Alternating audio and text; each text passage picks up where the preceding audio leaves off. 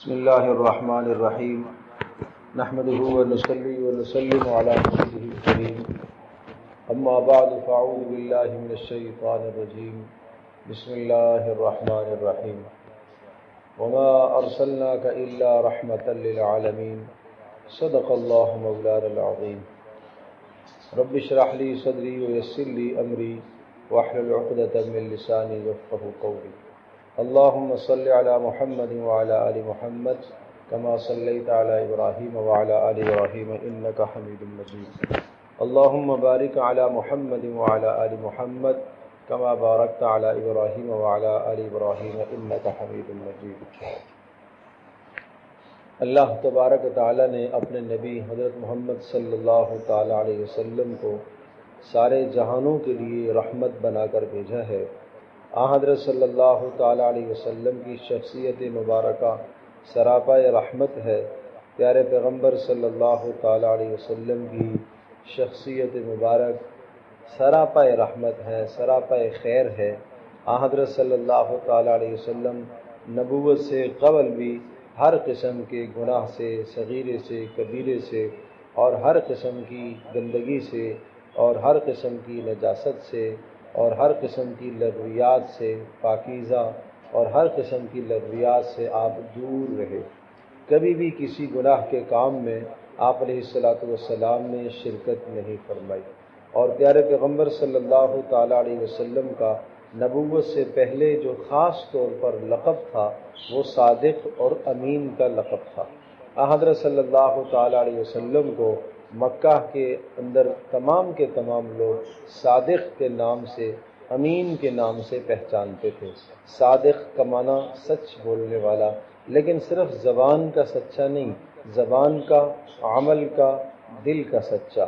یعنی جو زبان میں ہے دل میں بھی بات وہی ہے، جو عمل میں ہے وہی دل میں بھی ہے، کہ مکمل طور پر صدق اور سچائی جب ثابت ہوتی ہے کہ انسان کی زبان اور آدمی کا عمل اور آدمی کا دل تینوں چیزوں آپس میں موافق ہو جائیں تو یہ کامل سچائی بنتی ہے۔ ایک تو یہ ہے کہ زبان سے آدمی بولے لیکن عمل اس کے خلاف ہو، یعنی گفتار کا غازی تو ہے، کردار کا غازی نہیں ہے، کردار اس کے پاس کچھ نہیں ہے، سیرت اس کی کچھ نہیں ہے۔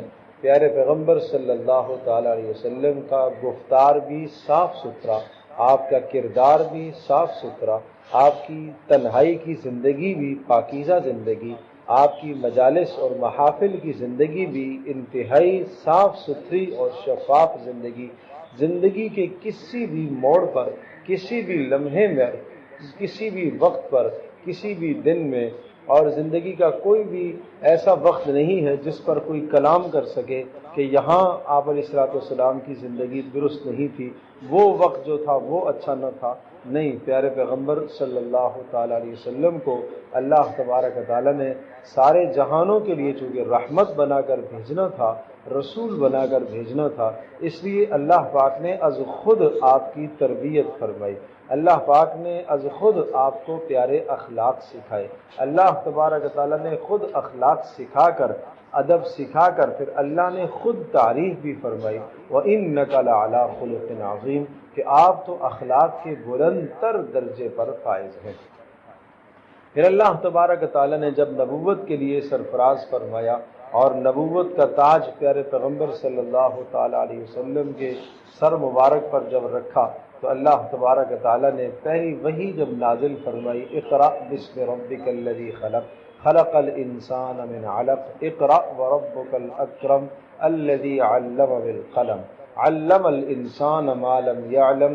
یہ سورۃ العلق کی ابتدائی 5 آیات آئی، ان 5 آیات میں تعلیم کی تاکید کی گئی، ان 5 آیات میں تعلیم سمجھائی گئی کہ اب دور پڑھائی کا آ گیا ہے، روشنی کا دور آیا ہے، علم اپنے ساتھ روشنی لے کے آتا ہے، اب جہالت کے اندھیرے سارے چھٹ جانے چاہیے، اب کفر کی جہالت، فسق اور فجور کی جہالت، ظلم اور زیادتیوں کی جہالت، شرک کی جہالت، تمام کی تمام جہالتیں اب ختم ہوں گی۔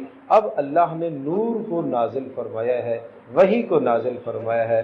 الف لام را کتاب انزلناہ الیک، ہم نے یہ کتاب اس لیے اتاری ہے لتخرج الناس من الظلمات الی النور، تاکہ آپ لوگوں کو اندھیروں سے نکال کر روشنی کی طرف لے کر آئیں۔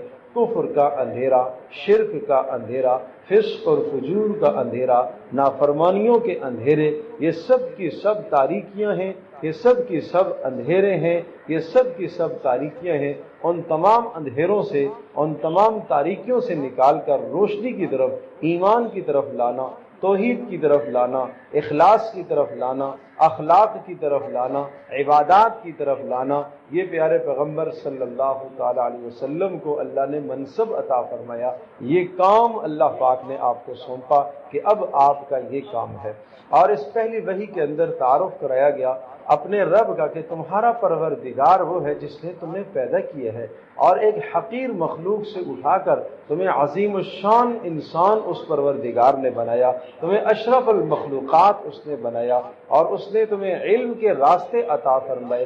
جو کائنات کے اندر یہ علم کسی اور کو نہیں ملا، یہ انسان کو اللہ پاک نے علم عطا فرمایا۔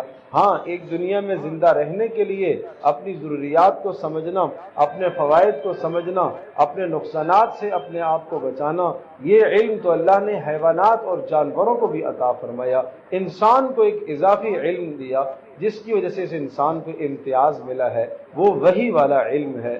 اللہ تبارک و تعالیٰ نے یہ ٹوٹا ہوا تعلق اس انسان کا جو رب سے ٹوٹا ہوا تعلق تھا، 600 سال سے یہ انسان آسمانی تعلیمات سے محروم تھا، آسمانی علوم سے، وحی کے علوم سے محروم تھا۔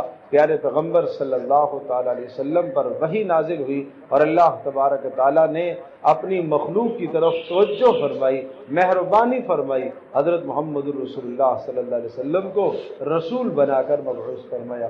اس پہلی وحی میں عرض کیا اللہ نے اپنا تعارف کرایا، انسان کی حقیقت بتلائی، علم کی طرف ترغیب دی۔ یہ گویا کہ 3 بنیادی باتیں آ گئیں۔ پیارے پیغمبر صلی اللہ تعالی علیہ وسلم اس وحی کو لے کر، ان آیات کو لے کر آپ علیہ السلام اپنے گھر میں تشریف لائے۔ پہلا مرحلہ تھا وحی کا، اس سے پہلے فرشتوں سے ہم کلامی ہوئی نہیں، یہ پہلی بار تھی۔ پیارے پیغمبر صلی اللہ تعالی علیہ وسلم نے جبریل علیہ السلام کو ان کی اصلی حالت میں انہیں دیکھا تھا، اس لیے فطرتاً جسم پر گھبراہٹ طاری تھی، خوف طاری تھا۔ آپ علیہ السلام کا جسم کانپ رہا تھا اور بخار کی سی کیفیت ہو گئی۔ آپ گھر میں تشریف لائے اور اپنی اہلیہ حضرت خدیجہ رضی اللہ تعالی عنہا سے ارشاد فرمایا، زملونی زملونی دثرونی دثرونی، لے آؤ کمبل اوڑھ دو، کمبل اڑا دو، کمبل اڑا دو، میرے اوپر لحاف ڈال دو۔ چنانچہ پیارے پیغمبر صلی اللہ تعالی علیہ وسلم کو حضرت خدیجہ رضی اللہ تعالی عنہا نے لحاف میں لپیٹا، پھر آپ علیہ السلام نے وہ ساری کیفیت بتلائی۔ رسول اللہ صلی اللہ علیہ وسلم کے بتلانے پر حضرت خدیجہ رضی اللہ تعالی عنہا کے جو جملے ہیں وہ جملے بڑے اہم ہیں، اور مجھے ان جملوں کی تشریح کرنے کے لیے یہ ساری تمہید میں نے اس وقت باندھی ہے۔ حضرت خدیجہ رضی اللہ تعالی عنہا نے کیا فرمایا؟ کلا، ہرگز ایسا نہیں ہو سکتا، آپ غمگین نہ ہوں، آپ کو نقصان نہیں ہے۔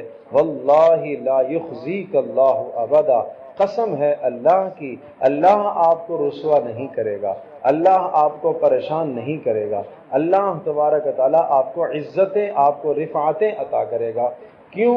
اس لیے لأنک تحمل الکلہ، اس لیے کہ آپ تو دوسروں کا بوجھ اٹھاتے ہیں۔ پتہ یہ چلا جو دوسروں کا بوجھ اٹھاتا ہے، مشکلوں میں دوسروں کے کام آتا ہے، کسی مقروض کا قرضہ اتار دینا اس کا بوجھ اٹھانا ہے، کسی حاجت مند کی حاجت کو پورا کر لینا اس کا بوجھ اٹھا دینا ہے، اور کسی مفلوق الحال انسان کی خاطر تواضع اور خدمت کر کے اس کے گھر کے خرچے کو برداشت کرنا، یہ اس کا بوجھ اٹھانا ہے۔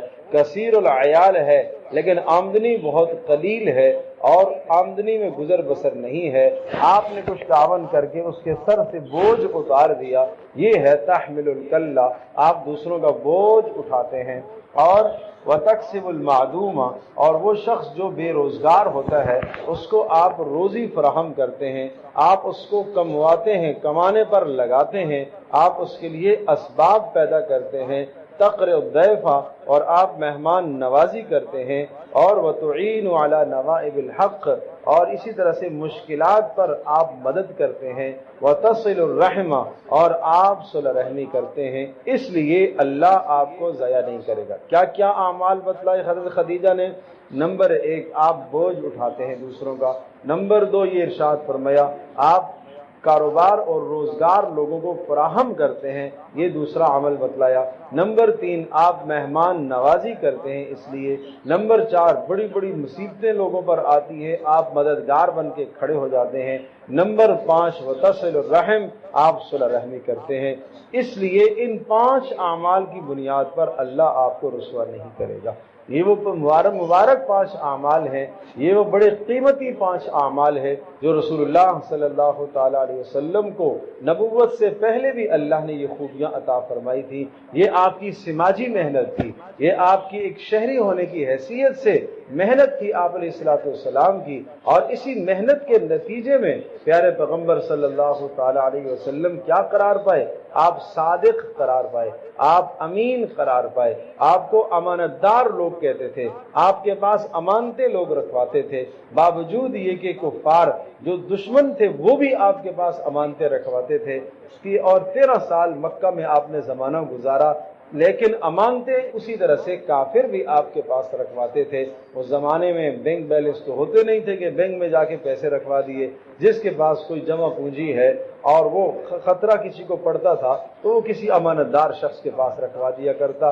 प्यारे पैगंबर सल्लल्लाहु ताला अलैहि वसल्लम की अमानतदारी मशहूर थी, चीज रख लेते थे अपने पास, और जब मांगने वाला आता तो उसी तरह से उस चीज को सुपर्द फरमा दिया करते थे, और हमेशा सच से काम लेते थे। सच्चाई आप अलैहिस्सलातु वस्सलाम का खास वस्फ था, और हमें भी इस वस्फ को अपनाना चाहिए, अमानत और सच्चाई को अपनाना चाहिए।